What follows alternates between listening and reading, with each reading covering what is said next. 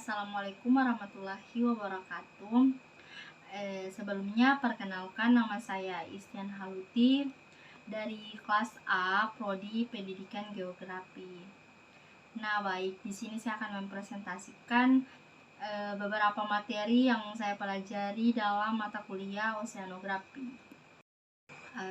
Nah, sebelum kita masuk ke materi inti tentang yang saya pelajari dalam mata kuliah ini, sebaiknya kita perlu mengetahui apa yang dimaksud dengan oceano itu sendiri. Istilah oceanografi terdiri dari dua kata dari bahasa Yunani, yaitu oceanos yang berarti laut, kemudian grapos yang berarti gambaran atau deskripsi. Jadi oceanografi merupakan gambaran atau deskripsi tentang laut. Oceano merupakan perpaduan dari berbagai macam ilmu dasar lain, termasuk geologi, geografi, kimia, fisika, biologi, dan iklim. Baik, langsung saja ke materi yang pertama, yaitu mengenai pembagian jenis-jenis wilayah laut.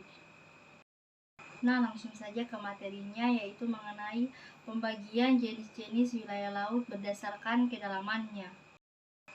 Nah, dalam zona pembagian berdasarkan kedalamannya ini terbagi ada 4, yaitu yang pertama zona litoral yang memiliki kedalaman 0 meter. Nah, untuk zona ini itu yang berbatasan dengan daratan dan laut. Kemudian zona yang kedua itu zona neritik yang memiliki kedalaman 200 meter, di mana zona ini yang masih ada organisme laut. Kemudian zona yang ketiga yaitu zona batial, di mana zona ini memiliki kedalaman 1800 meter. Nah, di zona ini sudah tidak ada atau sudah tidak tembus lagi sinar matahari, jadi otomatis di dalam zona ini kedalaman laut itu sudah gelap. Kemudian zona yang terakhir yaitu zona abisfal yang memiliki kedalaman lebih 1800 meter.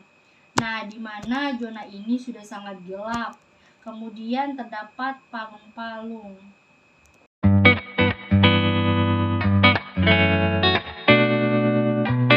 Nah, kemudian pembagian wilayah laut berdasarkan kekuasaan negara. Nah, dalam zona ini terbagi ada 4 juga. Nah, yang pertama itu zona litoral yang memiliki kedalaman atau yang terdapat di kedalaman 12 mil laut. Kemudian zona ini yaitu negara pantai, di mana masih ada aturan-aturan di negara tersebut. Kemudian zona ekonomi eksklusif, di mana ini terdapat di kedalaman 200 mil, di mana di zona ini itu hak eksklusif ekonomi negara pantai. Kemudian tidak ada hak politis. Terus zona laut bebas atau laut lepas. Nah, di mana zona ini sudah diatur oleh badan otoritas internasional. Nah, kemudian yang terakhir yaitu landasan kontinen.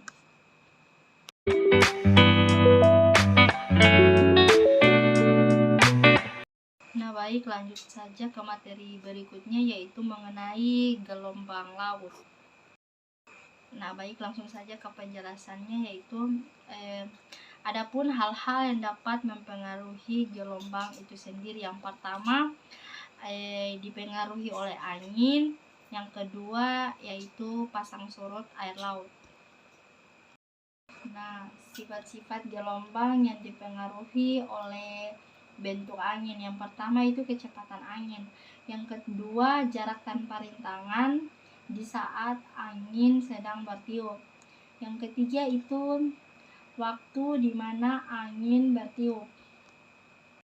Nah, baik, lanjut ke materi jenis-jenis atau tipe-tipe pecahan yang terjadi pada gelombang. Itu ada 3. Yang pertama spilling breaker, di mana ini terjadi di bibir pantai.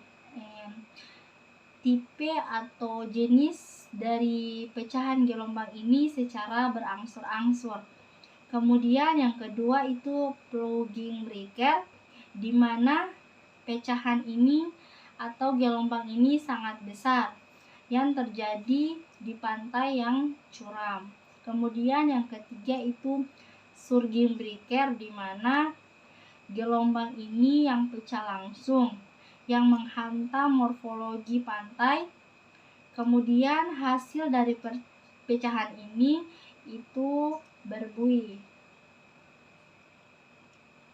Nah, dalam materi gelombang ini juga dijelaskan tentang rip current.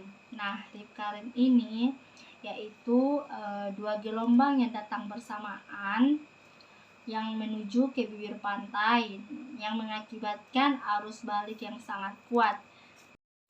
Nah, peristiwa rip current sendiri itu bisa dapat memakan korban jiwa. Nah, baik, lanjut ke materi berikutnya, yaitu mengenai lautan dan iklim. Nah, di materi ini saya akan menampilkan beberapa gambar, kemudian disusul dengan penjelasan.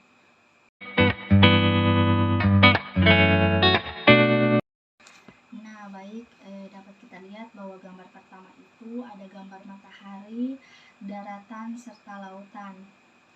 Nah,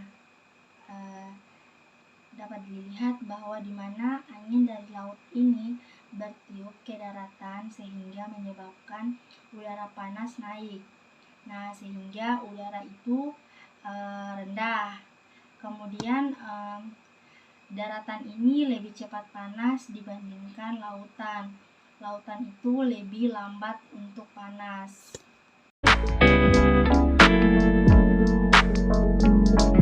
Nah, baik, dalam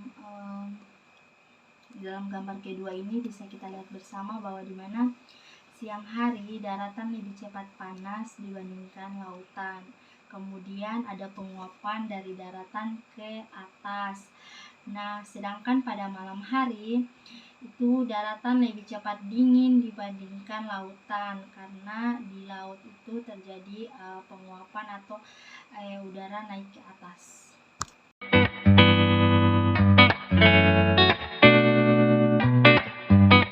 Nah, baik, lanjut pada gambar yang ketiga ini menjelaskan mengenai angin monsun barat dan angin monsun timur. Nah, di mana angin monsun barat ini bertiup dari Asia bergerak menuju Australia. Nah, angin ini menyebabkan Indonesia mengalami musim hujan. Kemudian angin monsun timur. Nah, angin monsun timur ini bertiup dari Australia menuju Asia yang menyebabkan musim kemarau. Nah, dalam materi ini juga dijelaskan mengenai El Nino dan La Nina, di mana El Nino ini yaitu peningkatan suhu, sedangkan La Nina yaitu penurunan suhu. Nah, baik, langsung saja ke materi yang terakhir, yaitu mengenai pasang surut.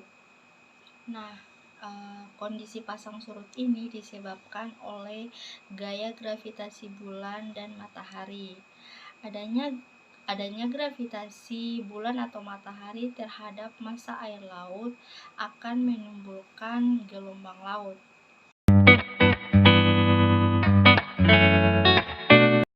Nah, pada gambar itu atau pada gambar sebelumnya itu dijelaskan bahwa di mana spring tide ini matahari, bumi, bulan itu sejajar yang mengakibatkan pasang surut maksimum.